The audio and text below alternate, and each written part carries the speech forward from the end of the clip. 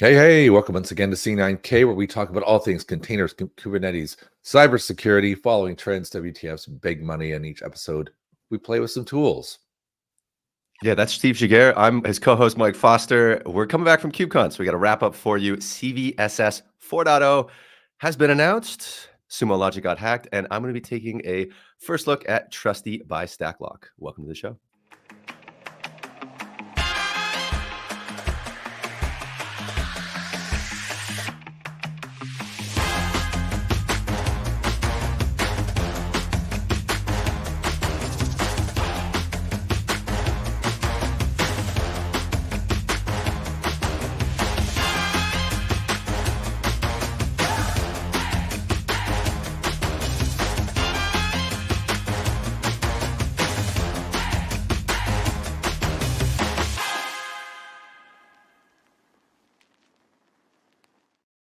Yes, Classic welcome to start. C9K. Yeah, good start. Got We're my very own intro. very lax with this show. So as always, hit subscribe and the little bell button so you know when we go live, even if it's 3 minutes before we're supposed to be announced. We'll figure it out.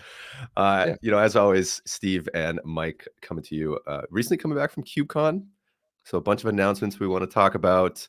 First, we want to wrap that up, and as always, we're going to end with a demo at the end of the show. Starting with the KubeCon thoughts, Steve, what was your take? Well, I feel like KubeCon has gone over the hump. Maybe that I should have saved that for the hot take. I've got something different for the hot take, but yeah, I felt like I was going this time. I went to the smallest amount of actual content I've ever gone to on this one. I mean, I did have to work at the booth. That sucks. But that was fun. And I did see a lot of people I know. So Hallway Con, solid. But I just thought it used to be pretty hyped, pretty excited to go. And now I got there thinking, come on, I just want to go to an open source conference, not a dedicated cloud CNCF conference. Maybe that's my thing. I kind of agree. I think because there is the Cloud Native Security Summit. Is that the title for it? The CNS one? That's in Seattle next year. I think that they pulled some of the security talks out that I would have been more interested in going because I normally go to that hallway track. I did think that it was a really well-run event. Chicago had perfect weather. The events were really cool. No complaints on that end. I was a little shocked when they booked Chicago in November, but it worked out perfectly. So how was the food? The events team did well. The lunch struggled a bit. Just a lot of bread, a lot of ciabatta bread, A lot of bread, a lot of bits and of accessories that were like popsicle cold. I think what was missing is even when you go to the keynotes, there were announcements, but if you've been to the previous ones, there were no large announcements for new projects or new things. It's become less about Kubernetes and more about the platform and all the projects around it and graduating projects and things like that. So yeah, it felt like, it's just becoming more cloud native. Like I said, it's less about Kubernetes. Still kind of restricted to CNCF projects. I just think there's so many projects out there that would benefit from a higher level abstraction. When there is an open source summit, so that maybe that's the kind of thing that will grow and become equivalent or be the new thing. That would be cool. Yeah, open source summit. I think it's Seattle next year. I can't remember. I believe everything's in Seattle. Yeah. Well, we'll find out. All right, into the general news.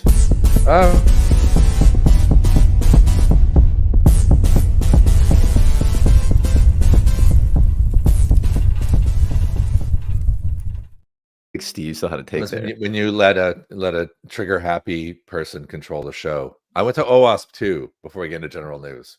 Yeah, OWASP is general news though. Fine, go. There's no link. It's not in general news. It's a wrap up. Anyhow, idiot. The OWASP Global Summit happened before KubeCon, and normally not associated with the kind of stuff that we go to because it's considered to be an application security conference. Blah blah blah. But given the ridiculous proliferation of top 10s that have come out in the past, 2 years, with API top 10, which got some controversy, CI/CD top 10, which was written, our good buddy and conference pal Jimmy Mesta released the Kubernetes top 10, and so suddenly OWASP is broader in terms of its perspective on security. It's not just applications. So I actually thought I enjoyed the OWASP Global more than KubeCon because it was only 1,000 people, and it was security, and it has broadened its focus. So I actually think I'm going to keep going to that now, because I think it's got a cloud native edge, and the practitioners who attend paid a lot of attention to the fact that security is merging. So fast opinion on OWASP. And where was that? Washington, D.C. And the weather was awesome again. Interesting. Okay, I'm not hitting the general news button again, so we're jumping right into it. All right. The first one you posted, I believe this is Unit 42 came out with some interesting. Yeah, let me load it in typical preparedness. Yeah, so there's a new cloud keys are in the air, tracking malicious operations of exposed IAM keys. Yeah, this is interesting. This is a bit of research done by Unit 42. Unit 42 is, I don't know if they're famous or not. I'd heard of them long before I worked here, so I assume they have a little bit of credibility associated with them.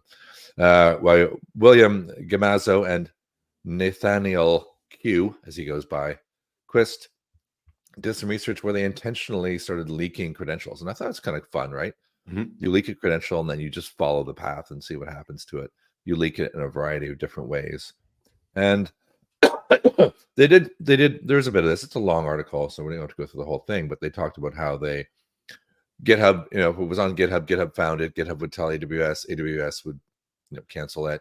A lot of the automation worked, but you can see the bit of reading there. But of course, there were always exceptions to the rule that they found where GitHub didn't do their job and isn't perfect at finding secrets, and how could they, where did it go, and who was exposed and who was exposing it, in terms of identifying particular actors that were grabbing them and trying to use them for crypto mining in one particular example. So I think it's a really interesting read. I don't know if you plowed through the entire thing.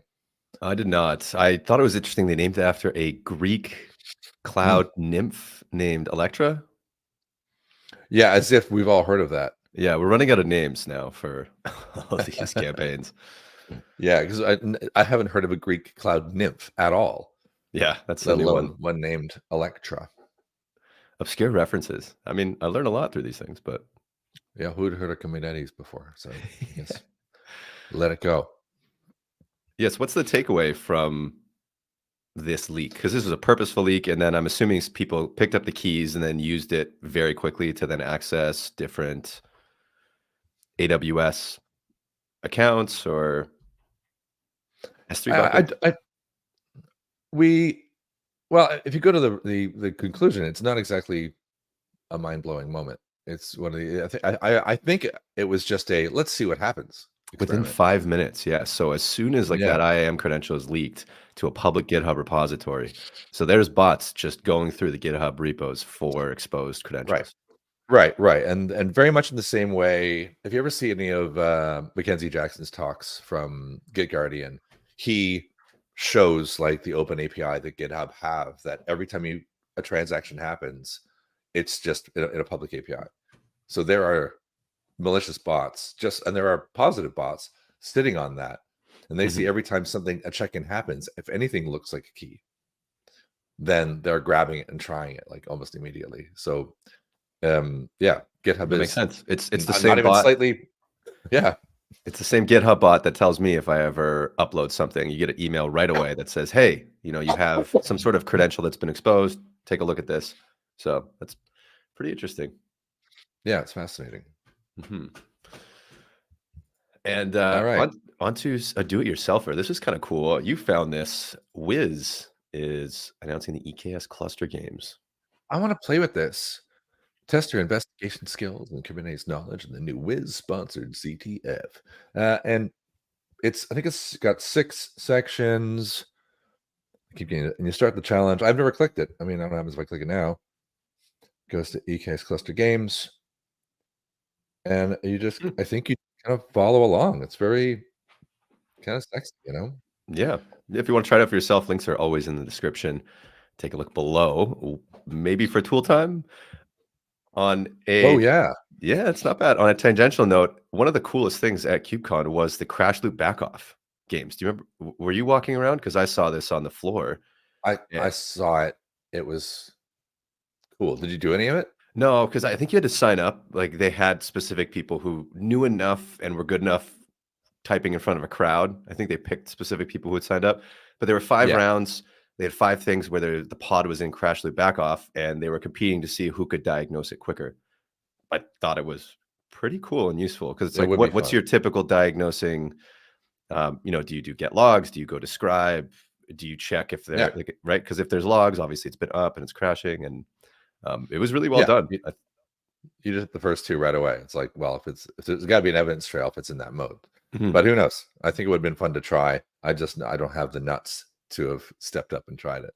I feel like I'd be good at it, but I want to try it in private, not in front of everybody. Yeah, I think it would be cool for, and I'm showing this to the world, any marketers, it'd be cool for a booth thing where you just have a laptop, because there was a huge arcade, which I thought was one of the coolest spots where you're just playing Pac-Man and then you get free, give out your email and you get free gifts. It was pretty useful in terms of pipeline sales. But Yeah. you just create like one laptop and you give out prizes based on how quick they solve the puzzle. And at the end, they have to type something in and it stops the timer. And if you get it within like 1 minute, you get so-and-so prize. If you get it within 3 minutes, you get this prize. Right? It's a good idea. Yeah, All right, take I'm that and gonna run steal with it. Yeah. It's going to be at KubeCon EU everywhere. Yeah. All right. Awesome. We got. Is this the right one? Sentinel-1 launches Pinnacle Strategic Advisory Group. I just found this interesting. I think I added this one too, didn't I?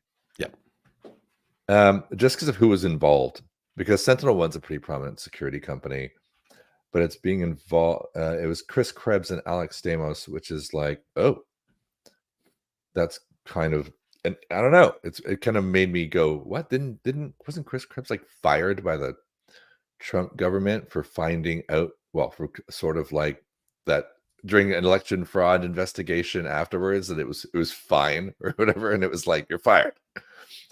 Yeah. Top election security expert fired by Trump. Yeah. So I thought, oh, He's the director of cybersecurity and infrastructure security agency. It's pretty big name. So I thought, oh, that's pretty cool. He's a pretty big name, and they're creating this sort of strategic advisory group in concert with Sentinel-1. So I thought, okay, I'll watch this space to see what happens. So there you go. I thought there was a fascinating little development in American cybersecurity. Is there anything that says what it's trying to address? It like when I read through it, it was pretty vague about what exactly it's carved out to do. It seemed like Sentinel-1, well, it says here, acquired the KSG, which is Krebs Stamos, and then they created a new company. Like, well, but what they're going to do with it is to maybe amplify what KSG used to do before. I can only see. Yeah. My cynic take is, because he has so many ties in with the government, a lot of it is going to be about creating security tools and also lobbying for regulation around them, right? To say like, how can we use this in a way where the government can take advantage of AI without exposing data and doing specific things, right? Not maybe it's not a cynical take, but I think that the overlap there is, I think it makes sense. All right. A little cold. Yeah. It's all good. Brain's fuzzy. It's Friday. Into the last one, we have another open source Kubernetes cluster management tool. Oh my God. Thank God. Cosmotron. And it's kind of weird because this is the thing I hate about just fonts whenever you do like a lowercase to start your word, because Cosmotron is supposed to be lowercase k, 0, s, but then when you write it in all capitals, you like lose that. So anyways, just a weird. There's a difference between those two, but yeah, a bit of a marketing fail there. Yeah, it's just you're like, nobody's going to be able to type your product correctly when you do these things. It's going to be mistyped for the next 4 years. Anyways, it's a single binary Kubernetes distro. So they started with K0s. This just reminds me of Rancher 2.0. Well, there is a 2.0, so Rancher 3.0. They started A3s, right, for Rancher, and then it was more around cluster management. Yeah, maybe they're trying to fill the space since Rancher got bought up by CISA and they want to be more agnostic. Yeah, that's why I went down to what differentiates Cosmotron. To be like, what does differentiate it? I don't know. It's interesting. Is this going to qualify for a tool time, perhaps? Yeah. Yeah, maybe. I think Stacklock has Trusty and Minder, so I think we're going to be doing Minder in 2 weeks. I'm leaving that to Steve to do. Okay. Yeah. All right. Speaking of which, Steve's feet have been a little cold, so he's got an extra spicy take for you now. Get ready.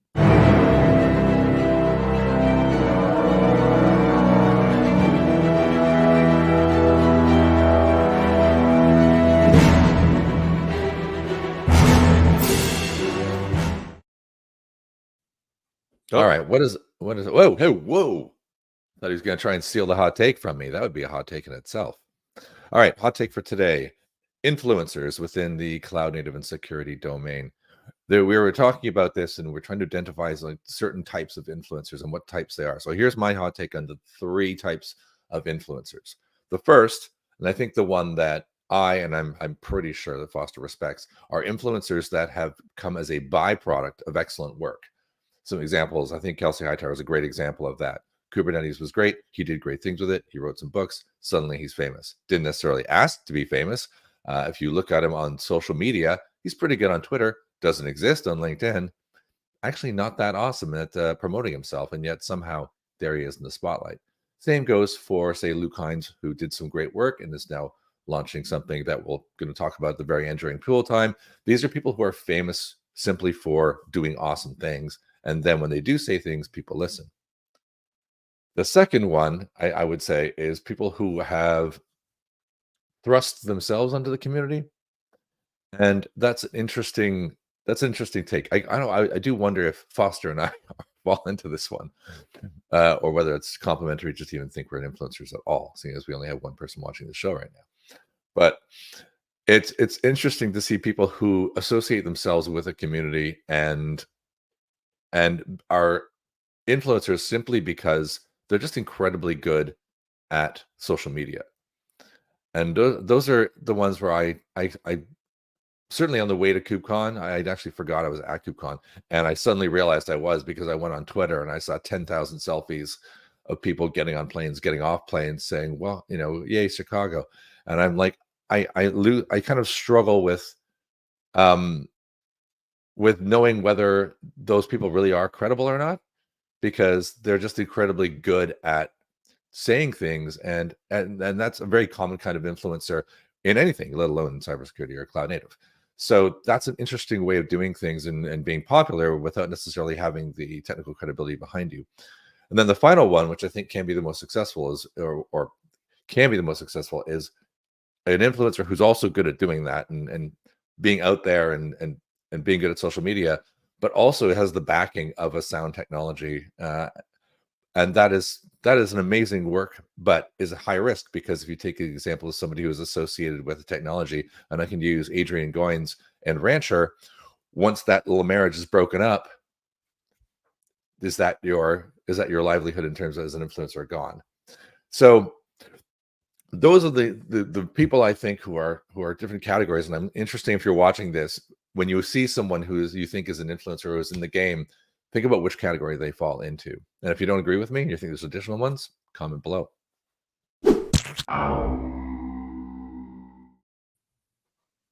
All right. Yeah, I agree. And it's extremely hard to shift when you get branded with the technology. So I think it's a lot easier when you build and you contribute, then you can move on to the next cool thing, because people identify you as like recognizing something cool. I also think there is a lot of value in the social media aspect when maybe a project is in the growing stages and it doesn't have visibility. Bringing somebody in to get more people going, there's some value there. But on to the crazier topics in the WTF section there. Well, I mean, stablecoin got hacked. I feel like this is just a WTF because when you have a what's the term for it? Not Bitcoin, but cryptocurrency that gets hacked, and it's called stablecoin. I think it's hacked for 27 million from Binance.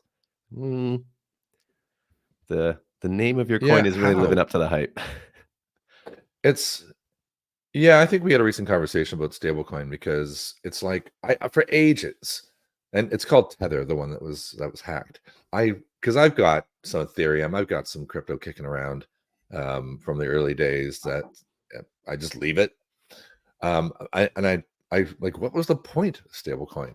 And I still don't quite understand it. I have a theory that if crypto's in a negative state, people will, rather than turn it back into money, you can move it into a stable coin, which locks itself onto USD, and you have to move it into USD. And then you wait for the next big rush on a crypto to transfer it back into Bitcoin. You think Bitcoin's at its bottom. I think that's what it's for. And given that right now, crypto is kind of like in a still valuable, but still I imagine there was a ton sitting in stablecoin. So somebody somewhere waited and then just grabbed it all. Yeah, now that the government is taxing all those gains, because that was the big thing, right? Is if you tie the crypto to the US dollar when you're transferring it out, then the US government can come in and say, okay, we see your realized earnings. So I have a feeling it's a way to like recognize earnings when it's useful for you to have the income, and also to recognize losses when it's useful for you to write off tax losses or and Tether's not real. So it's like if you make real money appear on your own radar, that can be really bad. So pushing it into Tether is just a shift that won't crash. Yeah, it did say that it's private key hacks basically that are leading to this. Of course. Private key compromises were a major cause of the quarter's financial damages, resulting in 204 million lost in 14 separate incidences. That's crazy. These are across all cryptos. That is a crazy number. It goes in the WTF section for sure. All right. Your wallet. Yeah, on to the government doing weird things, bad things. File transfer data breach affected 1.3 million people in Maine. The Maine government was alerted of the breach on May 31st. And this is pretty big. You can call, they set up a website, you can call them and figure out if you're hacked, but it was the Russian ransomware gang known as Move It, who have been on the show a couple times. They're getting famous. Yeah. Well, they hacked the software. Oh, with software Move It. Yeah, that's the file transfer protocol. So this has been a problem that's been going. It's just it's still out there. What a surprise! A government. We talked about Move It last year, wasn't it, or was it very early? It seems like forever ago. Yeah, it's this series, so it's got to be this year. But it's like, this is a great example of, like, everyone's talking about it. It's in the news all the time. And yet, what a surprise. The state of Maine didn't get the memo. And it gets reported in, I don't know, Insurance Journal. That's one of your favorite online news sources, I assume. Yeah. And if you've been hacked, you get free credit monitoring for a couple of years. Cool. The government has helped you out. Thank you. Yeah. All right. And to the last hack of the day. Yeah, Sumologic. This came on my radar, and so I went and saw it in a few articles. So I just went straight to Sumologic, their security response center, and went through status update, and then went back to the one that was happening the most, and it was the what happened. Sumologic discovered evidence of a potential security incident. The activity identified used a compromised credential, right on theme, to access a Sumologic AWS account. So, I think we might have lost Steve. So, yeah, credentials leaked on GitHub, and then all of a sudden it was used to hack an account. If you are using Sumologic, I believe that they say you should rotate all your keys. I think that was the. Oh, there he is. We got him back. Yeah, you have to rotate all your keys, and they said within 48 hours. So it came out pretty quickly. I'm assuming that they told all of their accounts to do it. But it is very interesting nonetheless. Steve, you're looking very blurry. What happened to your internet? There we go. Should improve shortly. The internet decided to not work anymore. But I can see it just does that. I came back to my office today, and I needed to, when you open your laptop and it just doesn't do anything, you have to full reboot. Yep. Yeah, I had to basically reboot everything in this room, and it was just it wasn't working. Have you tried restarting it? Yeah, still the first go-to fix. The reason I this came in here and it fell under a little bit of scrutiny was because it said what you should do and rotate immediately, et cetera, but it didn't really get into the dirt as to how or what. it's super vague. Mm-hmm. It's like, oh, some stuff happened. Just rotate your keys. Just sweep us under the cover. Pay no attention to that man behind the curtain. So there you go. If you haven't heard about the Sumologic hack, it sounds like you should rotate your keys. Get on that. Yeah, do it. All right, time to spend some money.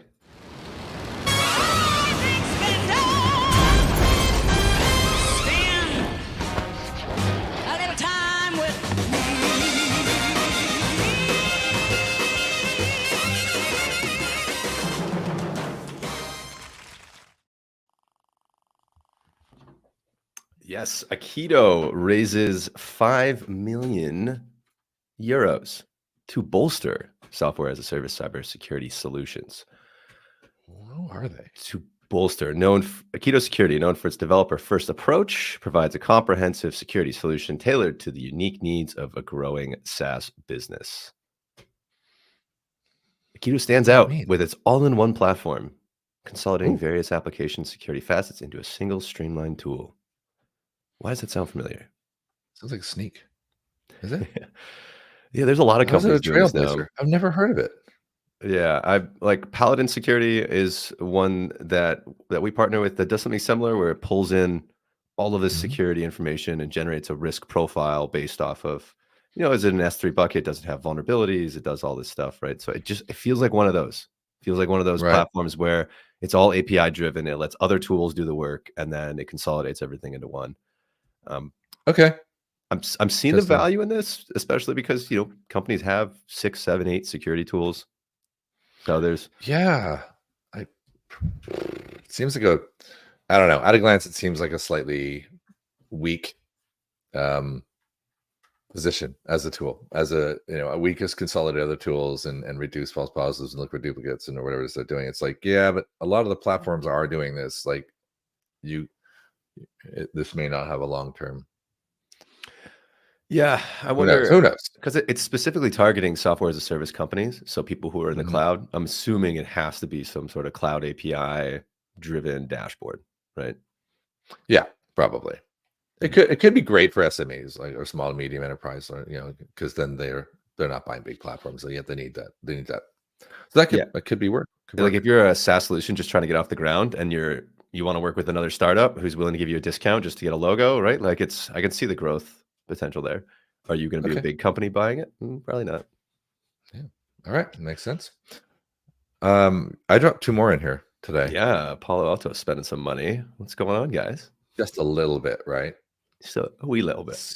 675 million for Talon. Talon is a secure enterprise browser. I didn't know quite what it did, and I was talking to somebody yesterday and saying, like, we acquired this. What is it? And they're like, oh yeah, this is for the problem where you have non-corporate laptops. So it's the ability for, say, me to use my laptop, but still get access to Palo Alto, as opposed to the super lockdown Palo Alto laptop I'm using right now. And if you use Talon, then Talon can be configured to be super locked down, be able to see my email, see Palo internal resources. They said they gave me a rough outline, like this is a way of, rather than have a VM in the past, I've had a personal laptop and they would give me a VM, and within the VM was locked down, yet I was using Chrome. And because everything runs through the browser anyway, if you had a secure browser that was completely under control, you could have a much lighter lift in terms of being able to access resources with personal devices. I think that's a cool idea. I don't think Talon's the only one in this space too. We've had another startup, I think out of Austin. I got to remember the name and go back in the show notes, but this is becoming a space, especially with all the remote work, where it's easier just to say, use this browser to do your work. And we don't have to ship you a computer. You don't have to send all that stuff. So there is a lot of value there. Yeah, it seemed like I thought it seemed a bit silly because, or I thought they were just going to replace my Chrome with Talon, and I'd already got a lockdown laptop, and now I'm going to have super lockdown. But if that's the case, then I like it. It's pretty cool. The only thing that might be annoying is I know a lot of people have these workflows with, you have 1Password. I'm speaking of other people, no, mostly me. Like, you have 1Password. If I need to get into accounts, is 1Password allowed in Talon? Like, how do they work with all these Chrome extensions to get certain things that are allowed? Yeah, or that's a total lack of extensions. Exactly. So, and it's like your whole workflow is broken because you've relied on all these things in your Chrome browser. So I'm curious. We're going to try to test it out, but there is no free demos of these types of tools. So No. Sorry, y'all. No, unfortunately not. All right. Okay. Last one. Last one. P0 Security raises 5 million in just seed. So they're pretty new. They just kind of they snuck up on me today because I saw it got mentioned. I thought, oh, okay. Lightspeed Venture Partners, pretty solid, good investors. It doesn't say what it does, so I thought, well, I'll click through. Secure cloud access for your engineers, find and fix vulnerabilities, request and grant privilege. It looks more access related, if that makes sense.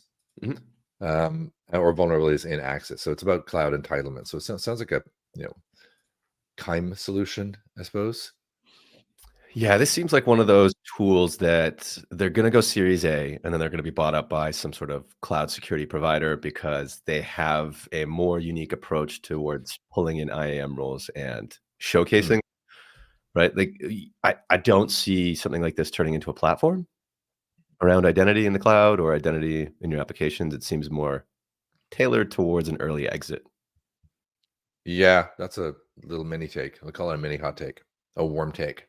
Yeah, we do have Kubernetes. Like we have Snowflake, Kubernetes, MongoDB in there. So, I mean, it does do a lot. Is there It does a do a lot. demo? Sign up for free? Ooh, but what do you get? I don't know. Just says create account. Give me your credentials, and then maybe we'll tell you what we do. No credit card required. Oh, okay. Look at that. Do IAM assessment. Tool time coming up soon. Okay, cool. Very, very cool. All right. Moving on. Moving on. CVE time. Now, what starts with the letter C?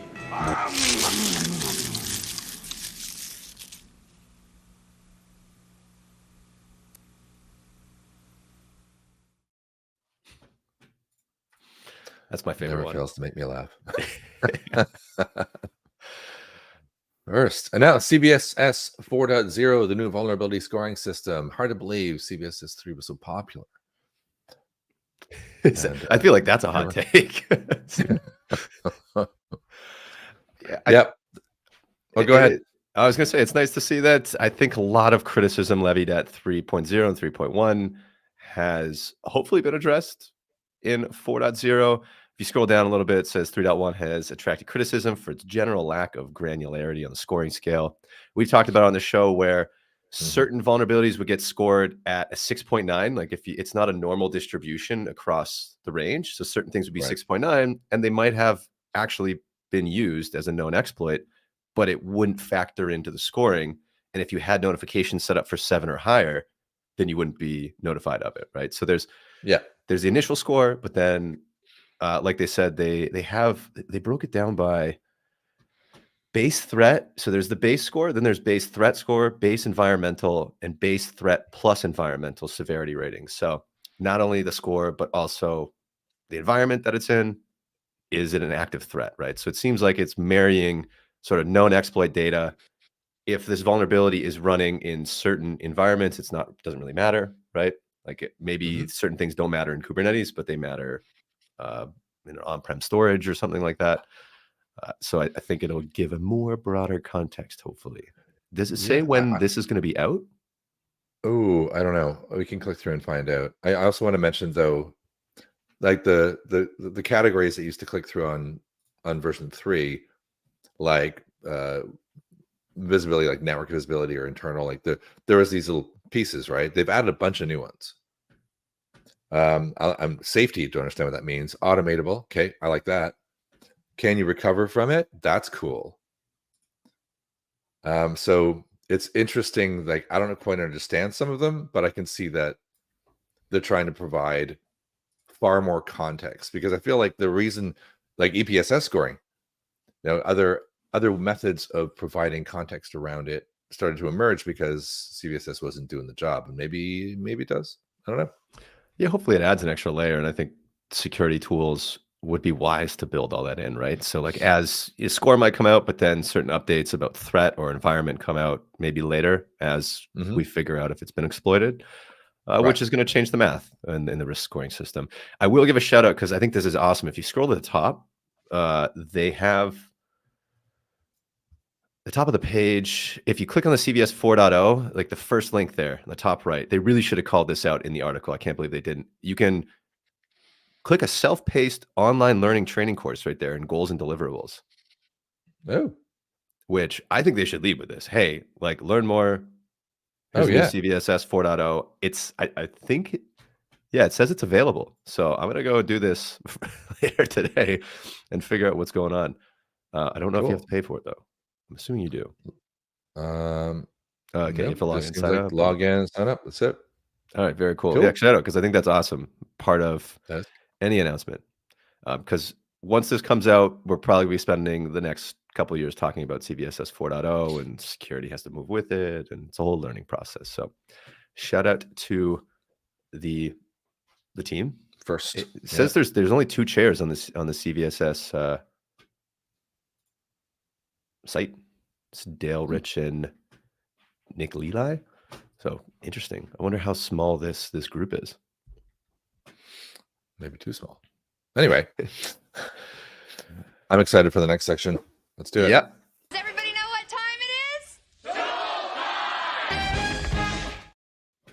Yes, tool time. We're taking a look at StackLock. Let me pull up my entire massive screen here. Okay, so StackLock made by my friend Luke Hines, and I forget the other co-founder. Is it Craig McLucky? Sounds right. You can look that up. Talking about He's this a Kubernetes guy. Yeah. Yeah, they raised, I think, $17.5 million, I think, in seed to kick off StackLock, and they didn't have a product when they launched it. So we were very interested to see what they come out with. They came out with 2 pretty cool tools to start. Now, in experimental mode, you know, they're looking for feedback, so go try it out. Let them know what you think. Trusty is focused on just the trust of the packages you download. So Python, Rust, and I think Node packages are in the experimental or beta. It's not a beta, it's experimental, literally labeled that. And you can build it into your VS Code as an extension, or you can just simply run a package on here and it will tell you. So I think it's pretty interesting. Like, I don't know, let's do pandas. So it seems pretty well used. Trusty score there of 9.0. If you click into it, it shows you visibility, forks, contributors, full repo. Can you make that a little bit accounts. bigger? Yes, I Like, can. I know you're staring at the massive screen. I'm staring at the small version of it. That's way better. Way better. Okay. Provenance, shared repositories, and similarly named packages. So you can see that there are ones that are purposely labeled, maybe too close. Ooh, I like and this. they call this out. Certain things don't have a score. You can view the full package list. Provenance. The Python ecosystem does not support the source of origin or build provenance verification, so Trusty is unable to verify that the package is related to its claimed repository. And this is going to be part of probably the next 3 years, where every single package that's shipped is going to be signed, so that when you click a link or you download something, they can guarantee that it's what you're downloading. It's from that repo, right? So It's cool. Yeah, it is. And this is just the website. So again, you can download the Visual Studio Code extension, which is interesting, but kind of underwhelming. I'll show you what I mean. So I downloaded this Rust app. Oh my God, that's incredibly simple. small. Yeah, it's incredibly small. Okay, let me kick this over. Okay, so I download this Rust app, and I'm looking at these like, okay, well, this is a package I downloaded, but I don't know the score. So it said that it should just show you what the score is. So then what I did was I went and pulled an insecure or not very trusted Rust application. Trusty score of 2.0. Ooh. But it's like visit for details. But it's very small and it's not in red. It's just these 3 dots. No quick fixes available. So I do think that I don't know what Visual Studio Code can do, but I almost think that some of these packages, if it's a low trust score, should be like in a red box. If it's a high trust score, maybe it's just underlined green, so you can see like what packages are trusted, what aren't. Because there needs to be a differentiation. I can't, because I also don't know like what flags it. Is it anything below a 5.0? Is it anything below a 6.0? How do I set? Maybe I can change that in the extension to say you'll flag everything that is below a 4 or below a 6. Like those are sort of the features I'm wondering, because just I have to trust that this score is accurate. I don't know what goes into this score necessarily, unless I click the website, visit for details, and go through it all. But most of the time, I think people aren't going to want to leave Visual Studio Code for every single one of these packages. It'd be cool if it's like, hey, you're using Scan from Rust. There are these other packages that have sort of the same features that we recommend. Yeah. Click to learn more. And it flags it. And then certain ones that are like, yeah, these are the high trust ones. These other two do the job and they're just as trustworthy. And then Yeah. you have can that do a lot. information. You could because Chekhov uses the exact same framework for providing the squiggles and all that. You can do a lot, like more than what I'm seeing here. Yeah. The no quick fixes available is like a standard thing that's from VS Code. So yeah, it just shows up unless it wants to change the code directly. Like if there's something you that's just a normal part of the framework there. So it's they're just getting the score. This is probably a rush job, right? They just went and got the score via one API call. Boom, right? Yeah, and that's the thing. It does bring you right in, so you see all of what goes into this score. Is the Trusty score just an average between the two? Because it looks like halfway between 1 and 4 is 2.5, right? Yeah. We use statistical analysis rate packages from 0 to 10. Higher ratings always do. Let's learn more. Oh, okay. Evolving rapidly. New features will be added on a continuous basis. So we're going to have to check back next year. That's every project ever. Yeah. Okay. We only add features every now and then when people complain. No one ever says that. Yeah, I mean, this is a great base, I think, for what they're trying to accomplish. I'm assuming that everything I'm saying is missing. They're probably adding like as I speak, right? Because I think that those are some of the functionality that needs to be built in order to get more widespread adoption. From a tool standpoint, I think it's awesome if I'm downloading something or I'm using a package or I'm importing an example app and I see everything that's wrong and I can go and find an alternative. I do think it's going to help teams, especially early development, figure out what packages to start with a lot quicker and import, right? Because making those decisions early on have a big downstream effect. Remember that one I did a demo a few weeks back of the plugin for Chrome? Yes. That was kind of ropey, but like it was hard to figure out, but it looked like, a best effort. I'd love to see this data, forget the Chrome plugin, but a VS Code plugin. So I don't think developers actually go to websites like or NPM and surf that often. I think they have a good knowledge of things, and this is probably the best way to actually discover.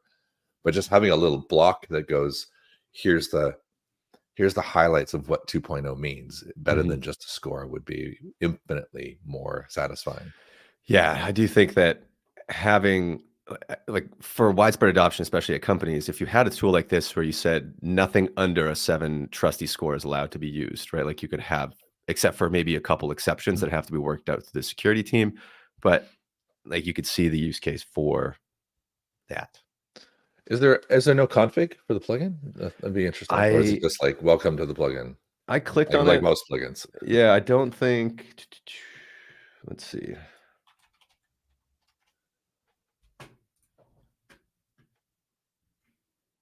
I don't think that there is anything that's configurable. It should be in the cog. If you click on the cog on the bottom left, there should be not there. Oh, well, maybe there. I'm in the main cog in your settings or maybe extensions, but yeah, typically I know Chekhov just buries itself in the cog. Okay.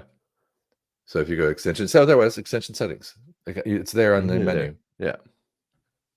Yeah. So you can see threshold for error highlights. Okay. All right. There we go. There you go. I'm complaining about something I have no clue I'm talking about. Trusty verse fans. Highlight unscored specifics. Highlight. Oh, highlight things that have not been scored. Yes, we want that too. Yeah. Error threshold. A warning threshold. Okay. I'm warning it. Like, wouldn't it be the other way around? Doesn't really matter though. Wait. Yeah. Wouldn't warning be like 6 and error be at 8? Anyway, it doesn't really matter. The point is, there is some way to change it, so that's cool. And then do I have to restart? Probably. No, I should just take it. And check out if you didn't have to. You just go back, and as soon as you reload Yeah. the file, it should reprocess. No, well, didn't like that one. Hover over scan again. Scan was only a 2, right? Yep. I mean, 2 is bad. Oh, I see. No, I was thinking the way around. Low is bad. You're right. So you got it right. Yeah. Ignore 8. Anything over 8. Alarm anything below 6. Yeah. Makes sense. Yeah. Warn on. Yeah. Exactly. Cool. Yeah. Okay. So it's there. A little buried, but I think well, that's code. Specifies how long. Yeah, yeah, it's saved there. So I'm kind of curious. I might have to just restart VS Code. I think we're good. I don't go restarting. Come on. Okay. Nobody wants to see it. Including me. Yeah. Let's get us back up there. So they have Trusty and they have Minder. So Minder was an interesting one that's based around the CI/CD. Actually, here, I'll bring myself back up. So they have Trusty, and then, all right, go back to StackLog.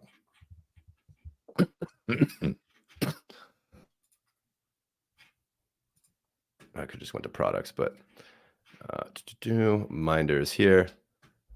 Open source platform helps development teams and open source communities build more secure software and prove to others what they're building is secure. Interesting. Yeah, repo configuration security. It does a check to say if everything's been enabled properly. Artifact attestation. So there's Luke Hines' baby. Dependency and license management. It's cool. I feel like this is all going to be brought into one platform eventually, right? Tying all these things together. It is very cool that they open sourced it to kick it off. And they're looking for feedback. So I'm going to make Steve do Minder in hopefully 2 weeks. Hopefully 2 weeks. Yeah, as always, hit the bell so you know when we go live, because sometimes it's random. I think I might have to figure out where I am, because I'm going to AWS reInvent next week, and it's the week after, and so I may, for all I know, be flying out through Las Vegas next week. But we'll let you know. All the more reason to subscribe. Yes, you're going to do a reInvent wrap up. I think we only have like maybe 2 or 3 shows left for the year. No, that's the last one. That's 20. That's 20. Oh, last show show of the season finale. Yeah, we'll do AWS reInvent wrap up. We'll do a Minder, and I don't know, maybe some thought provoking 2023 extra spicy hot takes. Extra spicy hot takes, exactly, and maybe some 2024 predictions. Lots to come see for the next one. Yeah, and of course we'll see you in 2024. But I'm thinking 3 weeks. When is reInvent? I'm thinking we'll see you in 3 weeks, Friday, 10 a.m. Eastern. I'm Mike Foster. He's Steve Giguere. We'll see you next time on C9K.